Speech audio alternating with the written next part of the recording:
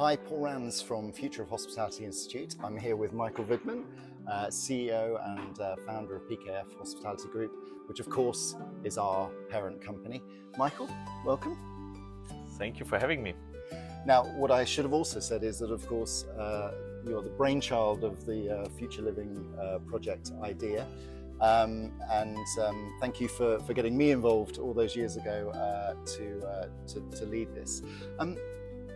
The idea of service living, what inspired that as the subject topic for our research projects? I think we live differently since the generation of our parents, and our children will live differently than we do. So there's a profound change in the way how we approach life. These universal truths kind of our parents and grandparents.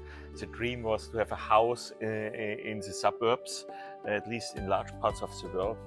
I think this dream is over. First of all, because many people cannot afford it, but secondly also people don't want it. And so life is not seen as a linear movement towards one goal, which is a happy family with 3 kids and the dishwasher and a bungalow in a suburb of a city. We understand that a lot of living arrangements are temporary, and so change. We move from city to city, from place to place, maybe from country to country. We work for different companies. We might be self-employed. We might work from home. We might work from an office. So there is life is a movement in transition, and I think there's a whole concept of service living is geared towards this larger degree of flexibility, where things and circumstances might change, and so there's a future to a certain degree. We believe is a mixture between classic residential living and the hospitality sector. So having some elements of service, hence service living, but also different shapes and sizes of your own accommodation. And not everything is happening in your own apartment or in your own room, but there are private areas, semi-private areas, public areas, and you have different degrees of individuality and flexibility.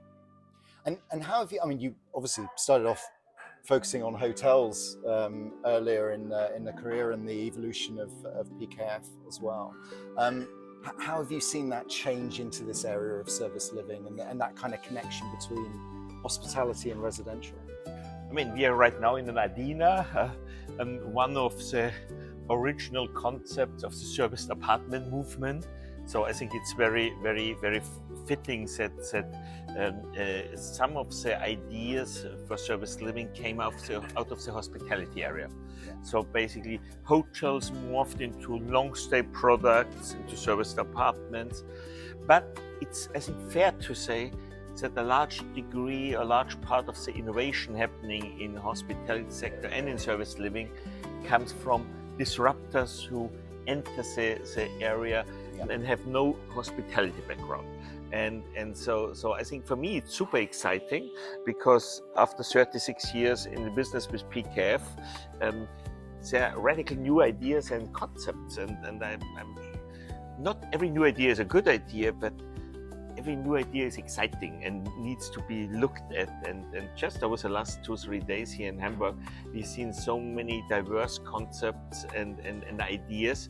And I think this is what brings us forward, the constant challenging of the status quo. Always the question, what is the next frontier? What is the next big idea? I think that at least I hope it will keep me young, and I think it keeps our industry young, because we always need to challenge ourselves.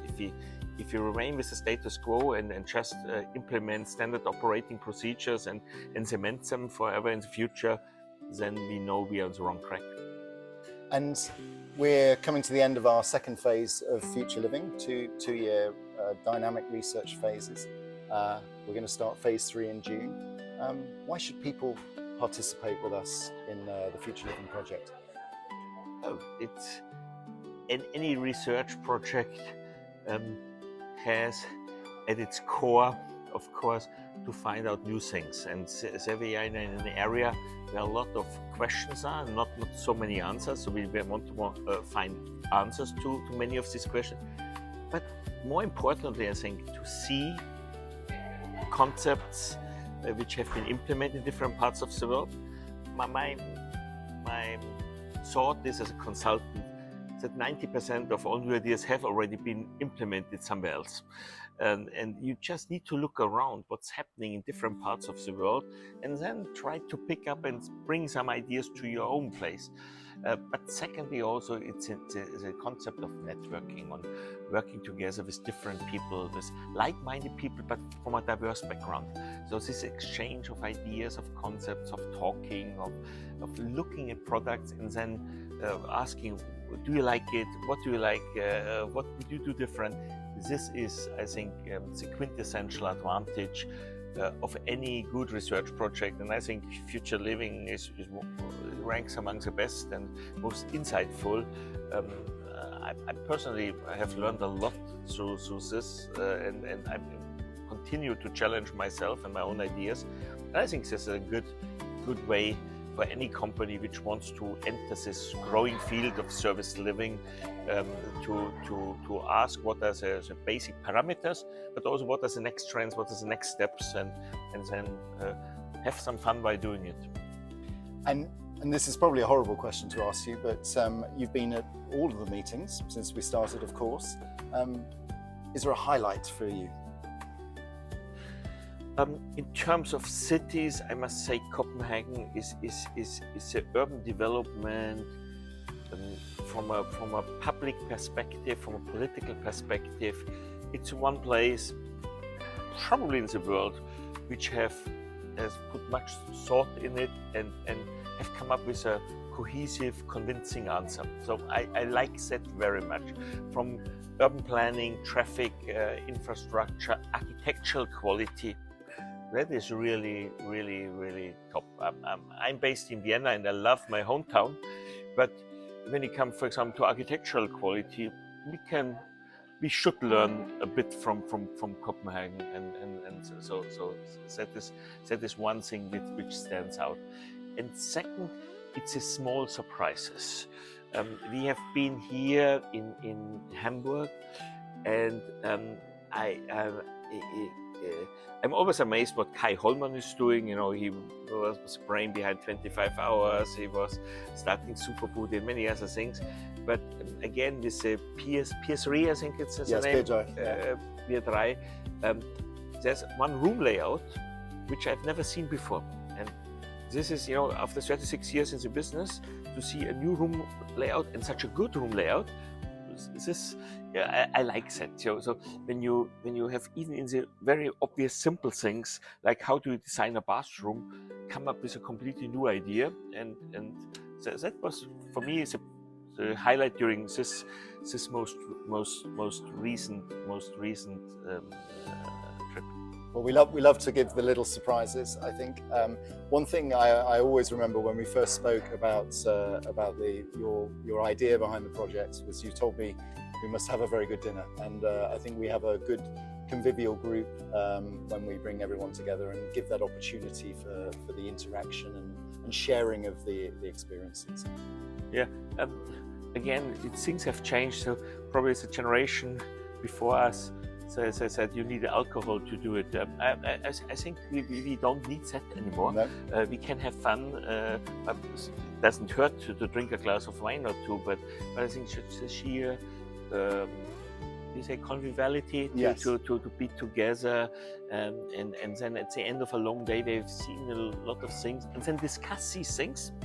I think that's great, and then that is a well-rounded off thing. It's not just academic to look at new concepts and new products, but it's the different viewpoints on that one from people from all over the world.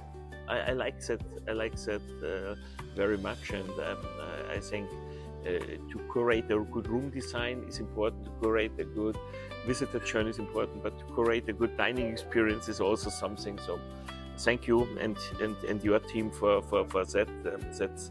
for me also one of the highlights always, and the dinner at this a restaurant here in Hamburg, restored old house in Deichstraße.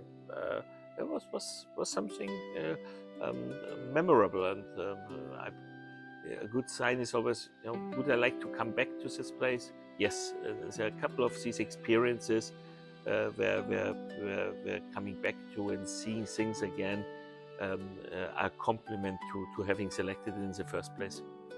Well, thank you, and I'm pleased. I'm very pleased to hear that. Thank you again for the idea, for coming up with the concept of future living. Sorry for that. You have to live with it. I used to have hair, but and we will get rid of the last remaining bits, I tell you. The next phase will do that. So we're looking forward to the next phase. If you're interested and would like to participate with us, please do reach out, and we look forward to hearing from you. Thank you, Michael. Thank you.